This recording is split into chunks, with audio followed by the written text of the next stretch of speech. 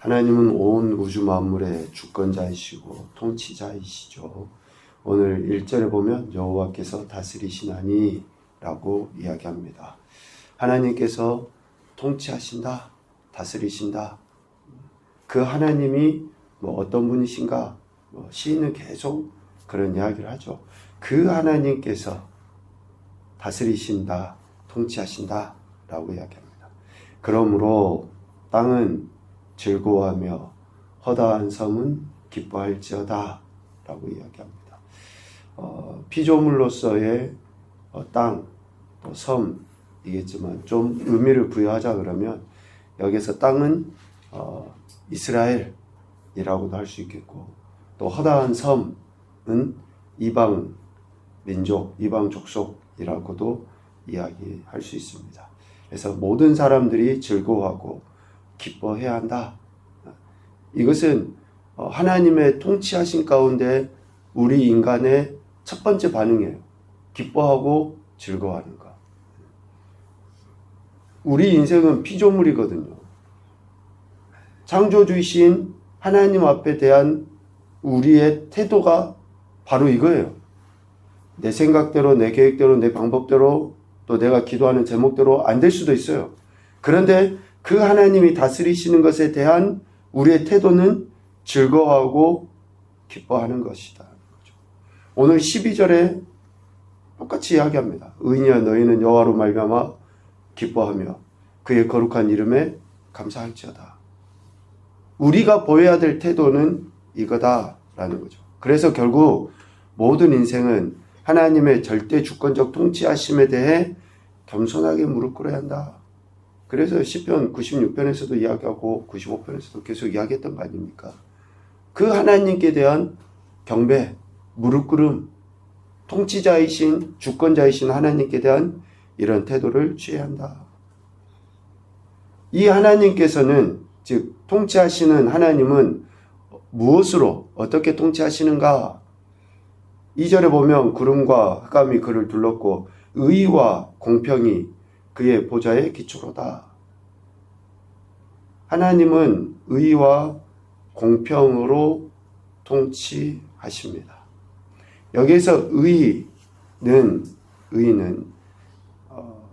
어느 한쪽으로도 결코 치우치지 않음을 뜻합니다. 공평하고 공명정대하게 행하심, 이것이 의예요. 불법과 억울함이 없이 사람을 사람답게 대하는 것. 그리고 하나님이 만드신 피조물을 있는 그대로 대하시는 것. 이것이 하나님의 의입니다. 우리는 그러지를 못해요. 내 감정이 조금 좋으면 저 사람에게, 또 저 사람 내게 친절하게 해주면 마음이 그렇게 쏠려요. 그러니까 우리는 결코 의롭게 할 수가 없어요. 팔이 안으로 굽는다 그러잖아요. 그러니까 내가 조금 감정이 가는 사람한테는 이렇게 친절하게 대하고 좋게 대해요. 그러나 불편하면은 좀 거리끼는 거죠. 그런데 하나님은 존재 그 자체로 대하시는 거예요. 지으신 그 자체로. 이것이 의입니다. 그래서 누구나 어떤 피조물이든지 공정하게 살아갈 수 있도록 하나님께서 그렇게 역사하시는 거죠. 그리고 공평은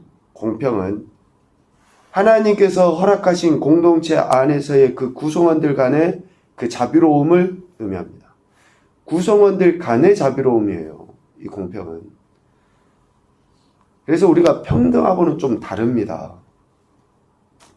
하나님께서 의로 이렇게 통치하시죠. 그런데 의로 통치하시는데 각각의 모습이 다르거든요. 근데 우리는 이 각각의 모습이 다른 것을 가지고 불평을 해요. 그 불평이 어떻게 나타납니까? 하나님이 의롭지 못하는 것으로 나타나요. 그러니까 사람들은 뭘 요구해요? 평등을 요구해요.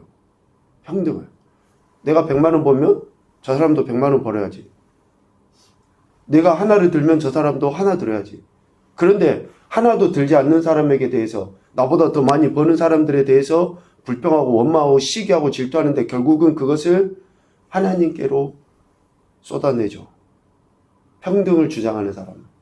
그러나 하나님은 평등이 아니라 공평을 이야기하십니다. 공평을.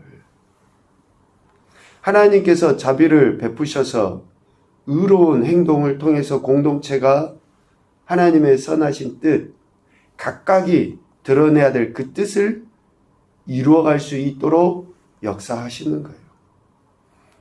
특별히 비천하고 약한 자들을 동정하고 자비를 베풀어 주셔서 그들 역시 공동체 안에서 하나님이 지으신 그 존재의 목적대로 살아갈 수 있도록 하십니다.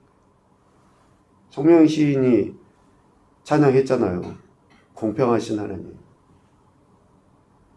다른 사람들이 가지지 못한 것을 가지는 거예요. 그러니까 그 하나님이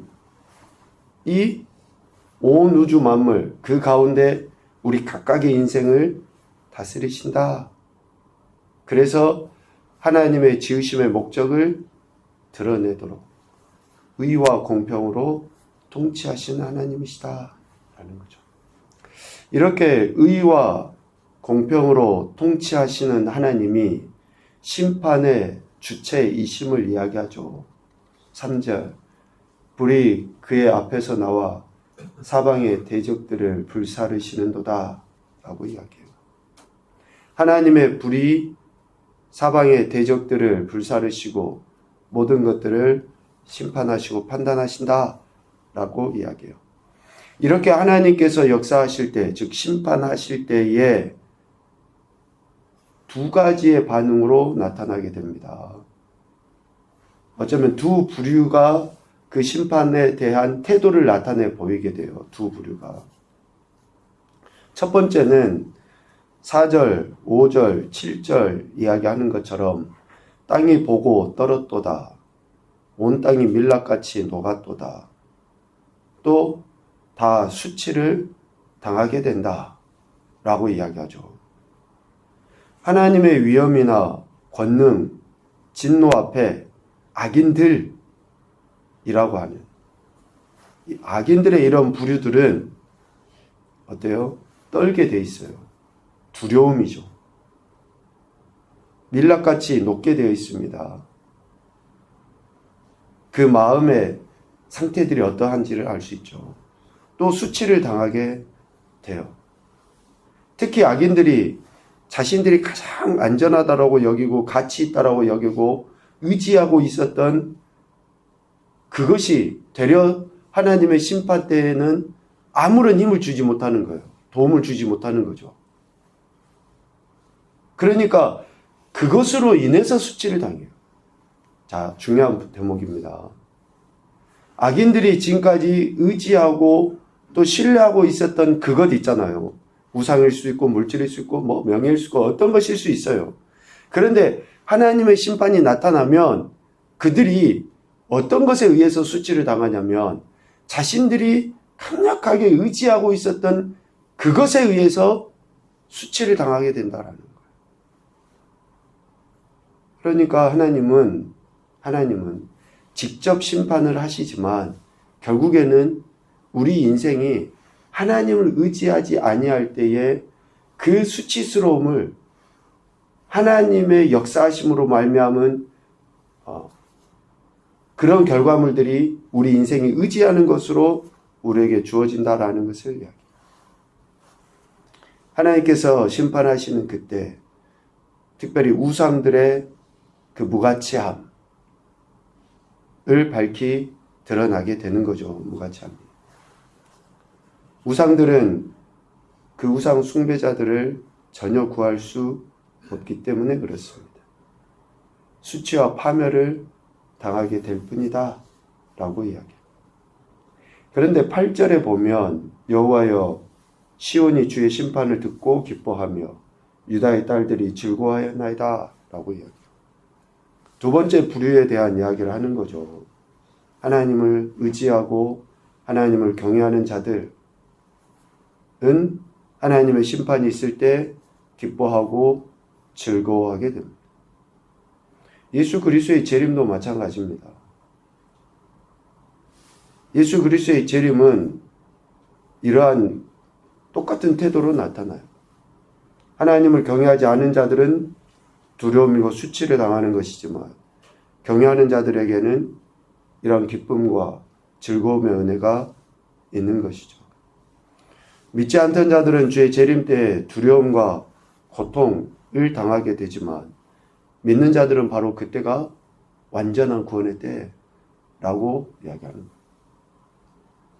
하나님의 역사하심을 맞이하는 우리 인생들, 그러니까 예수님을 믿는 사람들은 그래서 시시때때로 하나님의 행하시는 것을 볼 때마다 우리에게는 뭐가 있어야 돼요? 기쁨과 즐거움이 있어야 돼요. 내 생각이나 내 계획의 문제가 아니라 하나님의 행하시는 것을 본 그 자체가 우리에게는 기쁨이요 즐거움이 되어야 된다라는 것이죠. 그래서 오늘 10절에 이야기합니다. 여호와를 사랑하는 사람, 즉 하나님께서 심판의 주로 역사하심을 믿는 사람들은 어때요? 악을 미워하게 돼 있어요.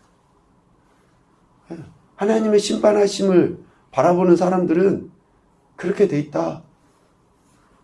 그 하나님으로 말미암아 기뻐하고 그의 거룩한 이름에 감사하게 되는 것이고 감사하라 라고 12절에 명령한 것이죠. 하나님께서 그의 성도의 영혼을 보존하셔서 악인의 손에서 건지시고 10절 의인을 위하여 빛을 뿌리고 마음이 정직한 자를 위하여 기쁨을 뿌려주시기 때문에 11절 의인은 하나님으로 말미암아 기뻐해야 되고 하나님의 거룩한 이름 때문에 감사하는 삶을 살아가야 한다라고 그렇게 이야기합니다. 우리 인생은 하나님께 달려 있어요. 아무리 우리가 무엇인가 하려고 한다 해도 하나님의 통치와 역사하심 가운데 있습니다. 그래서 우리가 하려고 한다고 하는 그 행함의 기준은 뭐가 돼야 돼요? 하나님 말씀이어야 돼요. 그 말씀에 대한 우리의 태도, 순종만이 우리가 해야 될 행위의 근간이 되는 거예요. 이거 외에 다른 어떤 것은 실질적으로 우리의 삶에 큰 의미가 없는 거죠. 결론입니다. 의와 공평으로 다스리시는 하나님께 대한 우리 인생의 태도는 의와 공평으로 다스리시는 하나님께 대한 우리 인생의 태도는 기쁨과 감사함이어야 한다. 기쁨과 감사함이 있을 때 악을 미워하고 멀리하게 되고 하나님의 선하신 뜻을 이루어드릴 수 있게 돼요. 그래서 사도 바울의 권면도 그렇고 예수님께서도 늘 우리에게 기쁨에 대한 이야기를 하시죠. 항상 기뻐하라, 감사하라 라고 명령하시고 권면하십니다. 첫 번째 교훈입니다. 의와 공평으로 다스리시는 하나님을 사랑하며 신뢰하자. 의와 공평으로 다스리시는 하나님이십니다. 두 번째, 하나님의 다스리심에 대한 태도는 기쁨과 감사함이어야 한다. 하나님의 다스리심에 대한 태도는 기쁨과 감사함이에요. 내 계획대로 안 돼도 기뻐하셔야지 돼요. 감사해야지 됩니다. 세 번째, 하나님을 사랑하는 것이 악을 미워하는 태도로 나타나야 한다. 하나님을 사랑한다고 해요. 하나님 믿는다고 해요. 그런데 하나님이 싫어하는 것을 여전히 행해 나가고 있어요. 여호와를 경외하는 것은 악을 미워하는 것이다 라고 분명히 이야기하잖아요. 그러니까 이런 태도로 드러나야 된다라는 것을 이야기하고 있습니다. 하나님을 사랑하는 저와 여러분이 하나님의 기뻐하시는 일들을 적극적으로 행하는 것으로 말미암아 하나님께 영광 올려드리시고 또 하나님의 선하신 뜻, 그 은혜 속에 참된 평강의 복을 누리는 귀하고 복된 인생들이 되시기를 주님의 이름으로 축복합니다. 아멘.